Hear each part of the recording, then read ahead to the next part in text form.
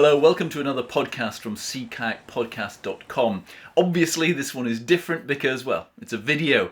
We've spent today shooting a video for a friend who's invented a new sea kayak navigation aid. You'll see it in a moment. His name is Howard Jeffs, and there's already a podcast with him in the podcast library. Fascinating chap. Anyway, this thing he's invented, we thought, he asked me to make a video for his website, so we did quite a polished version for that.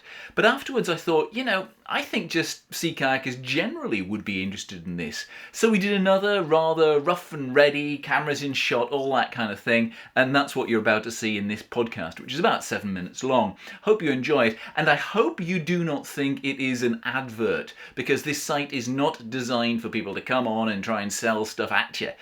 But as I say, if you're a sea kayaker and you navigate on the sea and you're in that area where you're trying to convert between charts on the one hand and OS maps, or if you're out of the country, just landform maps, then having some device that you can use on your kayak that'll do both and help you plot longer courses is genuinely useful. So anyway, here's the video podcast, and I hope you enjoy it.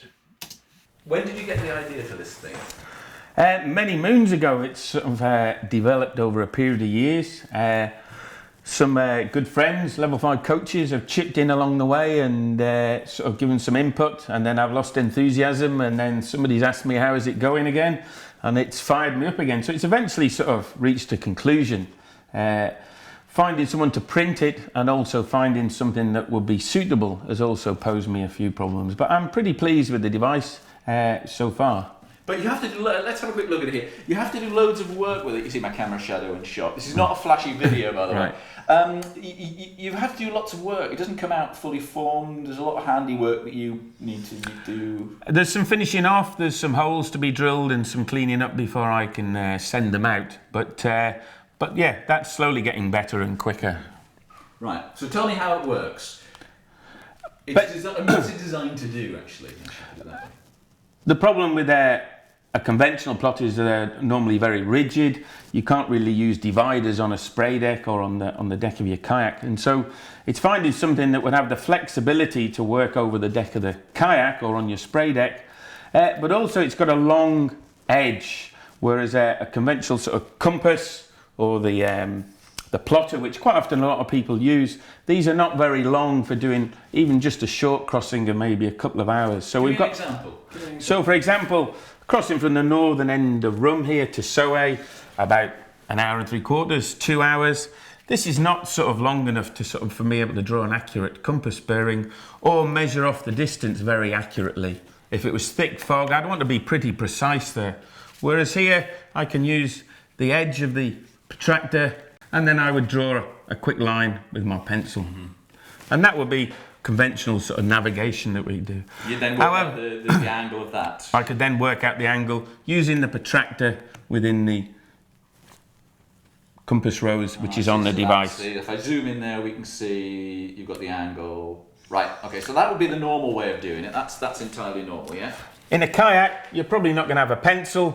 Your deck's going to be wet, your laminated map will be wet, and so a pencil and a China graph leaves a big thick motorway line down your chart. So very simply, I can place the device over the island, over the beach should I say, align the grid on the protractor to the grid lines of the map, and quickly take the string over to the western end of the island of Soe, and that will give me a very quick bearing to be able to read off just here.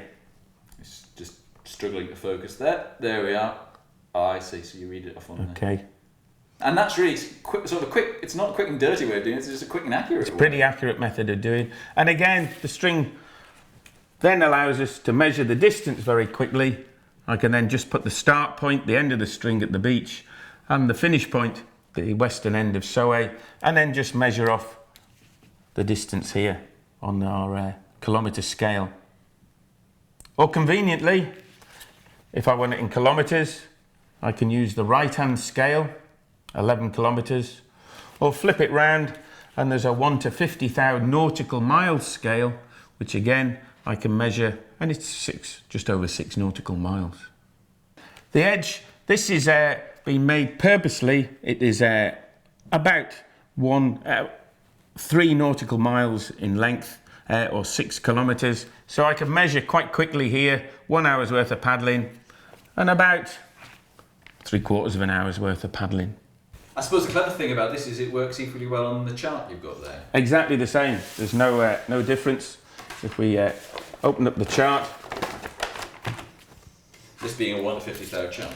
conveniently a 1 to 50,000 chart, but it wouldn't matter what chart it was. So again, I can draw a line from the beach. I can then measure off that bearing aligning the grid within the protractor and the lat and long scale, and then read off the compass bearing here on the line. Again, that's the traditional way. Or I can take the string, measure off again, very, very quickly, and again read off the bearing. You don't even have to draw the line. And because it's perhaps a different scale chart, I can place that on here. Our start and end point, and then remember on a chart, you will always work to the side to get the accurate scale that you need, and then read off again 6 nautical miles, give or take a few cables. Given that that's a bit of a string, it means you can do wavy coastlines. Yeah, we could, if we were going from that point round into the bay on the southeastern side of Soe, we can measure around now very, very quickly what that distance is going to be back to our scale. And there's probably just over an hour's worth of paddling there to get into the bay from the western end of Soe. Put a lot of thought into this. A lot of sweat. Yes, he has, and thankfully there's a good few friends out there who've put their input in as well. So it's not just my ideas, but it's something that's sort of evolved from a few different ideas. Yeah, I'm quite pleased with it now. And good if you want to do a grid reference as well. Yeah, on the top edge, we have a Roma scale, exactly the same as you'd find on your silver compass.